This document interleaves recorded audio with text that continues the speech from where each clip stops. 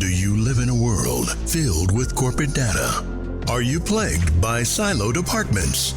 Are your lackluster growth strategies demolishing your chances for success?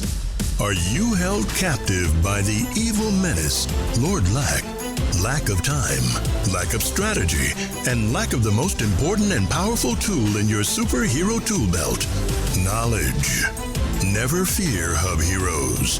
Get ready to don your cape and mask, move into action, and become the Hub Hero your organization needs. Tune in each week to join the League of Extraordinary Inbound Heroes as we help you educate, empower, and execute.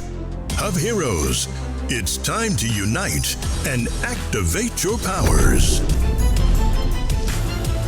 All right, we're at Inbound 2025, day 2, and this is a special episode of the Hub Heroes Podcast that we're going to be putting out, the After Hours show. I'm your boy, George B. Thomas. You know who I am. I don't have to really explain all of that. If this is your first time listening, then go back to other episodes. You can figure out who I am as well as the normal guests. But today I'm excited because we have a powerhouse of women sitting in what is, I'll affectionately call a fish aquarium or chameleon aquarium, whatever animal might live in here, and we're doing an episode. So first of all, ladies, let's have you introduce who you are, what you do, where you do it, that kind of stuff. Great. Hey, I'm Omi. I am the co-founder of Diaz & Cooper. We are a platinum HubSpot partner based out of Miami, Florida, and I'm excited to be here. Awesome. I'm Camille Balhorn. I'm a HubSpot solutions consultant with SimpleStrat, and we're based out of Nebraska. My name is Lika Loungers. I'm from Minometrics, founder of Minometrics. I'm based out of Brooklyn and platinum solutions partner. And I'm Tracy Graziani. I am the Geek Executive Officer at Greenfire Strategy, and we're a HubSpot partner located in Cleveland, Ohio. Oh, geek what? What? Geek Executive Officer. Oh, I like that. The GEO. That's pretty cool. Okay, so let's go ahead and jump into this. I want to talk about Inbound. First of all, San Francisco versus Boston. Have you all been to Inbound in Boston, right? Every one of us? Yeah. Okay, beautiful. So this can be the good, the bad, the ugly. The thing that the Hub Heroes podcast listeners like, they like the real deal Holyfield, the truth. So give me your thoughts, Boston versus San Francisco. Way more driverless cars. Oh, yes, Waymos. Yeah. Have you ridden in one? I have not. I think this is going to be a goal for me tonight. Anybody in a Waymo? Okay. Yes, I've done 3 Waymos so far. Okay. Yes, and including one with a woman who said she was absolutely not going to do it, and then ended up being the one that called the Waymo. Oh, really? Yeah. Okay, interesting. Yep. I was with Omi in the Waymo. So okay. Are you the woman that called it? No. Okay. I was like, I'm game for everything at least once. I'm like, I'll try it, sure. But this other person was like, absolutely not. And then she did it, and she was like, let's do it again. Oh, that's funny. That's funny. Okay, so we got off on driverless cars, which, by the way, I will let the listeners know, I have not been in one yet. However, I did tell my wife, who came to Inbound with me this year, that when we're done on Friday, because we don't fly out till Saturday, we can do whatever she wants to do. And so we're probably going to take one of these driverless cars. I will close my eyes the entire time to go to see the Golden Gate Bridge, and then maybe even Full House, and I guess the Doubtfire House is here. And so I guess we're going to go look at houses and buy 0 houses because it's California. But let's go back to Boston versus San Francisco for Inbound. Give me your thoughts. So it's a mixed bag for me. I love being in a new city. There's a different energy here. It's exciting to be in a different venue. The venue's fantastic. But I do miss Boston. I mean, I miss the familiarity. I miss the Mike's pastries. Ooh, yeah. You gotta walk on the north shore, on the north side when you're there. But I think just getting used to the logistics just took a little bit longer. But most of us are pretty flexible. Otherwise, we wouldn't do what we do. Yeah, Very, very true. What else, ladies? I have jet lag, which is really ridiculous coming from the East Coast. But I've been up every day at 4 a.m. See, you're doing good. You're doing good because I woke up at 2:30 and was like, no.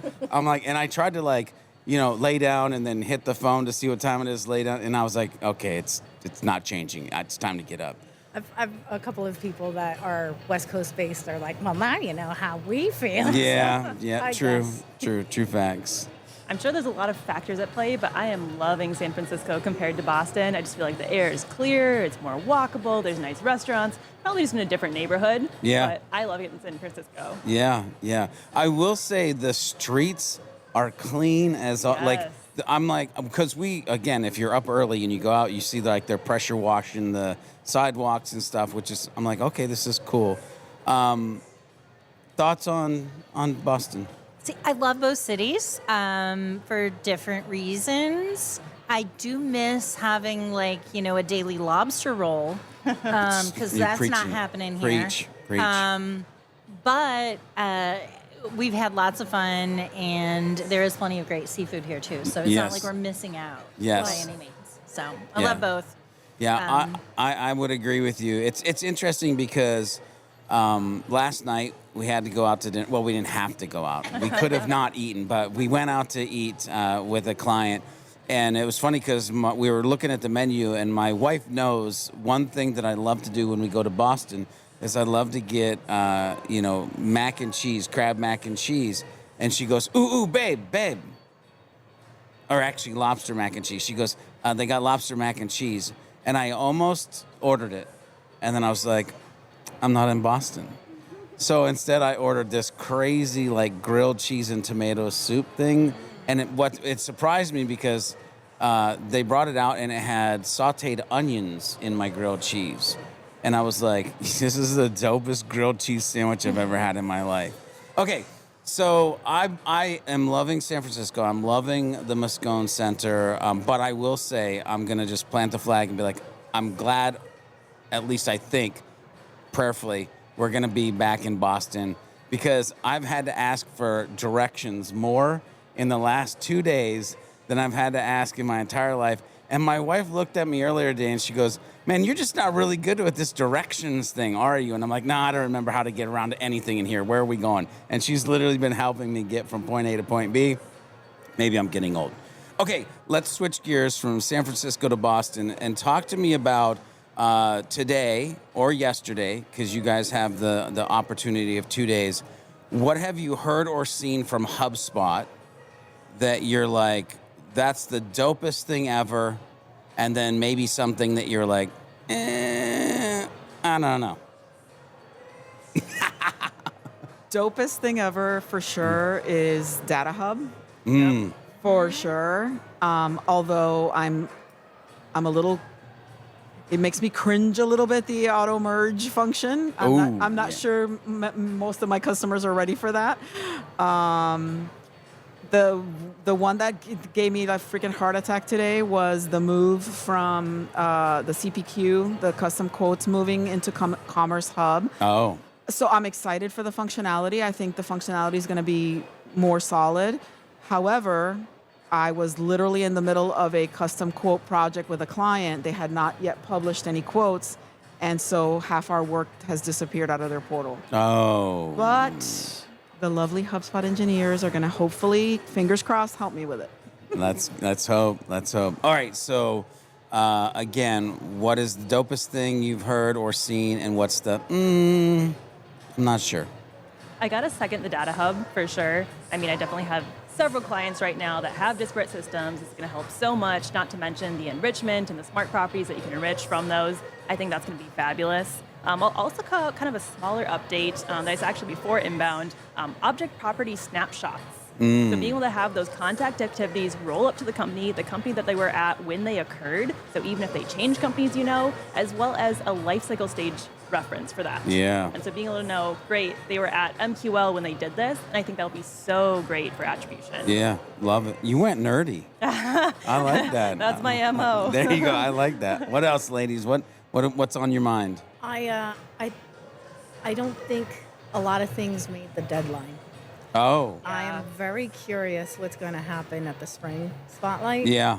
And one of the gripes, I'll come up with a gripe. Yeah. Is I like the case study, the AI case study feature. Yep. What I don't like is that it's not theme supported. So if you're on a dark theme, case studies is always a light theme. Yeah. So, and when I spoke to them about it, they're like, yeah, we kind of know, and just expect some changes. Whenever they say just expect some changes, I think whole new things come out. Yeah. Hopefully it just becomes like it's part of kind of Content Hub and themed, and it just grabs whatever you're using. Product team, if you're listening, maybe, potentially that is the way we go. What else? Where else does your brain go? So yesterday's session with all the sales updates with Kyle and that, holy cow. Yeah. Like fortunately as partners, we kind of knew we had some advanced knowledge of some things that were coming, but there were more things than what we knew. Yeah. And I was literally in the session, like texting my head admin on my team, because there were so many things in that session that specifically are going to help certain clients who had complex reporting issues. Especially some of these new improvements are going to make it so much easier for sales managers to have visibility into the sales process with their team in a way that doesn't feel punitive, because I think the old way that the dashboards have worked, it becomes about like, well, did you didn't make your call quota, you didn't make, and it was so much like either you did or didn't hit these specific goals, and now you can see these activity metrics, rep by rep. Yeah. And so anyway, it's what's coming, what's rolling out with all of these betas. Just sign up for all of them, and they're super exciting. Yeah. My moment of anxiety and pause is the same as Omi's. I literally have the same challenge. Yeah. We are in the middle of a very complex custom quote project. Yeah. And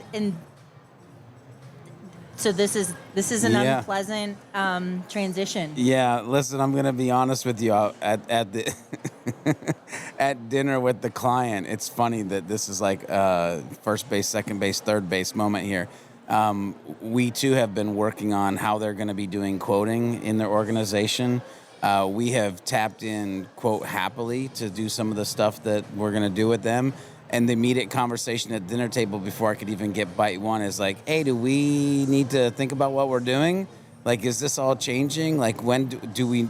And I'm like, oh, hold the phone. Let's just get done with this week, and then we'll see what's going to happen. But it was around the quoting and what they're changing there. So very interesting. Okay, let's shift gears, and this might be difficult.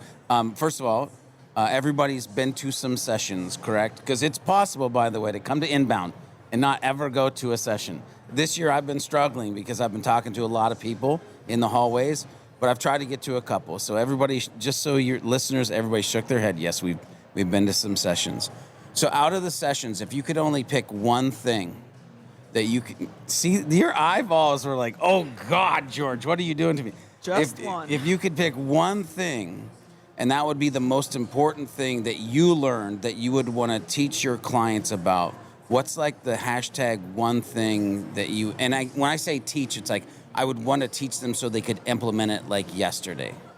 What's that one thing you've learned? There was, and this was not part of a session. This was just one of the on the Heroes stage. Andrew was talking about AI agents. Yep. And he basically said, don't sell the nuts and bolts of AI. Sell the customer experience that you get from AI. And I thought that was very interesting. And I think throughout Inbound, and this is something that I've really enjoyed about this Inbound, is that they've done a really good job weaving in the human element and AI. And even in Yamini's speech of like, what does the future look like? It's that human aspect, and I'm sitting across from Omi, who has a background in anthropology, so I'm sure she's probably going to be like, yeah. But I'm really appreciative of that, and I think I will probably chew on that for months to come. Yeah. I'll jump in here real quick, and then Omi, I think you're like ready to rock and roll. She's like leaning in on the mic just so you can't see it. I can. It's fun. One of the things that I love is that in 2012, I fell in love with HubSpot because it was about being human in marketing. And so there's been times where I felt like we've maybe left that in the dust a little bit, which made me sad as like the guy who on the podcast usually has a button that's like humans, like, I press it and we go. So I too was pleasantly surprised to hear the word 2 or 3 times from Yamini around humans. And as I watched the kickoff, I was like, you're literally setting up my my breakout session that I'm about to do. Like, you are talking about the thing that I'm going to talk about even deeper right now. And so I got excited. But, Omi, like, come on, I'll let you go. Yeah, so I'm going to take this in a little bit of a different direction. Yeah. Not necessarily something that is implementable in the CRM. I'm going to say that the last session of Partner Day was freaking spectacular. That session, if that was the only session I had come to in this entire thing, and believe me, there was value to be had. Okay. So, it's so many things. I mean, obviously, Kyle Jepsen's session, whatever. Yeah. But the gentleman's name escapes me, Cass something. He used to be with OpenAI. Okay. And he talked about how as AI becomes more commonplace, he put on a little bit of his futurist hat on, and he said, people are just going to have to get used to the fact that they cannot identify themselves by the jobs they do. Ooh. And they're going to have to learn to be a human that is not defined by their job function, because AI might disrupt it, change it, remove it, whatever the case might be. And so as we embrace the wonderful things that AI can do, we need to remember what is it about us as humans that makes us special outside of the job function that we do on a day-to-day basis. And if I could teach that to my daughters, if I could teach that to everyone that I love, if the world could learn to embrace that, I think that's going to make this journey a lot smoother over the next decade or so. Tracy, you were like viscerally, like you were agreeing like wholeheartedly. Like, so the last session of Partner Day must just have been amazing. Yeah. Okay. So what's the one thing, whoever wants to go next, what's the one thing that you would, man, I love what you just said, by the way, but what's the one thing that you would, especially about your daughters, or daughter, what's the one thing that you would want to teach? And I'll shut up. There we go. I think that human element definitely comes through, right? Even though we have AI now, we're having new technology, we've always had technological advances, we're still not throwing out the entire playbook, right? We still have the marketing basics that we're always coming back to. We're still doing content marketing. We're changing it a little bit for AEO versus SEO. But I think, right, making sure that we're still going back to those basics, even though we have all these new tools to play with. Yeah. So I don't know how to apply this with my clients, but my immediate thought while I was in the session is I'm going to go home and do this with my team. Yeah. So I attended the session today about fun. Okay. All right. I in like the workplace. Fun. Yeah. Weird. Like, geez, shouldn't we maybe have fun at work? Probably yes. But what was wild was, I don't know, these breakouts, they're what? It was like a deep dive. So there's what? Like more than 100 people in the room, right? Yeah. Maybe 150 something? Yeah. I don't know. I'm not sure the capacity. It's a lot of people. Yeah. And he had everybody close their eyes and remember when they were a kid, whatever it was that they did that was the most fun, that was just like pure joy and fun for them when they were a kid. Like everybody silent, closing their eyes and just thinking through. And he does the whole like visualization, right? Like, what were you seeing? What were you smelling? What were you whatever, right? The all that touchy-feely crap, right?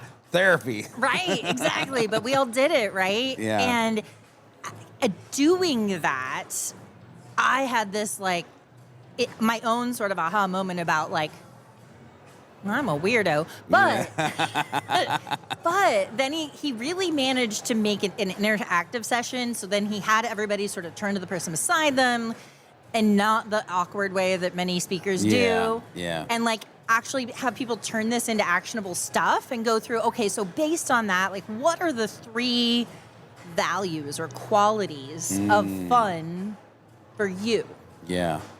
And then his whole session kind of walked you through this, and I was like, this first of all, it unlocked some things in me that like I'm gonna go back to work a different person on Monday, but I want to do that with my team because I want to unlock that piece of every person I work with. Yeah. Because I know it's going to make everything about what we do and who we help 1,000 times better. Well, even how you help, like the fact that they'll have that transformational moment and then they'll show up for clients in a different way is very interesting. It's funny when you were talking about that, there's been something that I've said for years where I don't go to work, I go to play. And it's just a mindset choice, right? Because it could be real depressing and it could be a lot of hours, or it could be like, hey, this is the funnest thing ever. And so I do try to go to play. But also when you said that, I was transported back to being like 4 years old on a big wheel in Lincoln, Montana, no technology. And I'm like, wow, like, why did my brain go there to like this moment? But there was no care. And there was like, wide open spaces and all that kind of cool stuff. Okay. So we got to wrap this up because, well, let's be honest. We all want to make it to the comedian. If you're listening to this, I'm not trying to throw, shades your way. You're at home. You're not here. But we got fun stuff to do. But I do want to ask one last question because the acronym was used. And I'm curious on your ladies' thoughts of this world that we're moving into of AEO. Give me your thoughts. I think the verdict is still out. Okay. So I'm always a little bit wary when, 1 year it doesn't exist and the next year they say we've had an increase of 1,850%. Yeah. I question those stats. Not to say that it's not true. Right. I do think we're getting more traffic from search engines. Unlike SEO, I don't think it's as transparent. So I'm not hanging my hat on all the metrics to it yet. Yeah. I do believe in the principle, though. I do believe we have to get ready for people using AI as search. Yeah. And problem solving. I wouldn't even call it search at this point anymore. It's like, what do I, can you help me with? Yeah. So I think we're actually even querying differently. So I don't want to call it search. Yeah. I do think we have to get ready for that.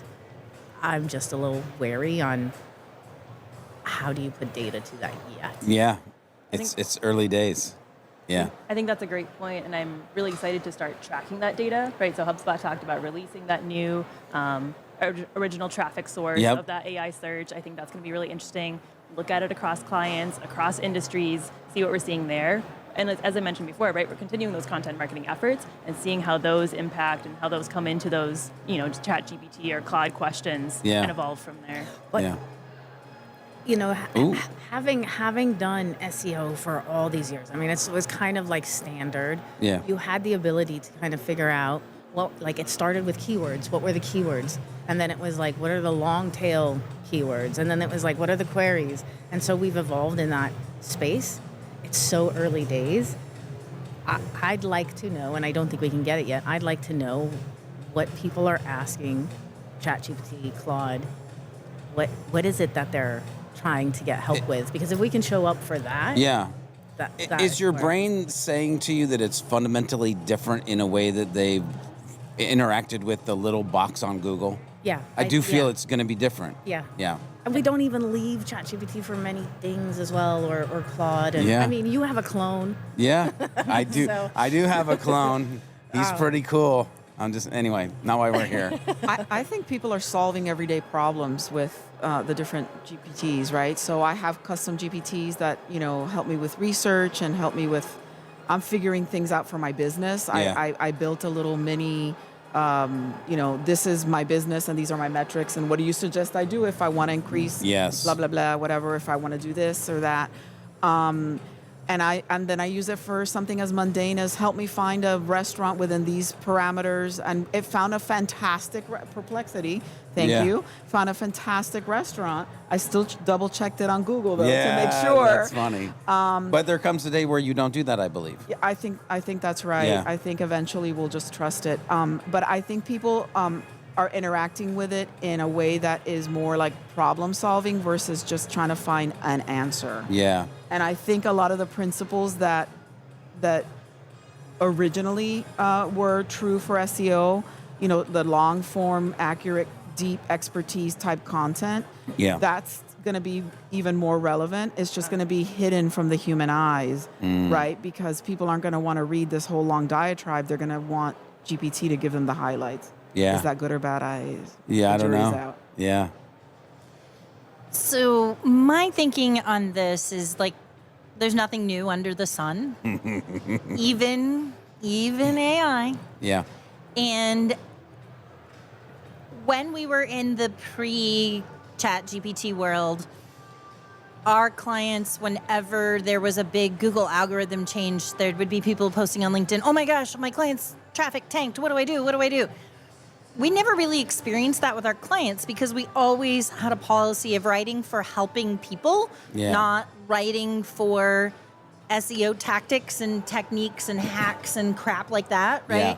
Yeah. So we always our clients always managed to survive. What's different this time is that what is helpful is a shift. And so I read a book on the way, and I won't say which one because of what I'm about to say. Oh. But I read Whoopsie. I read a book on the way on the plane on the way here. Yeah. 4.5 hour flight's about enough time to read a business book, right? Yeah. And still watch a movie. Wow, you read fast. Yeah. And I need 4 days. And so I read a book, and I just found myself like skimming it and flipping through those pages so quick. Yeah. Because it was good content when that book was released, which was not that many years ago.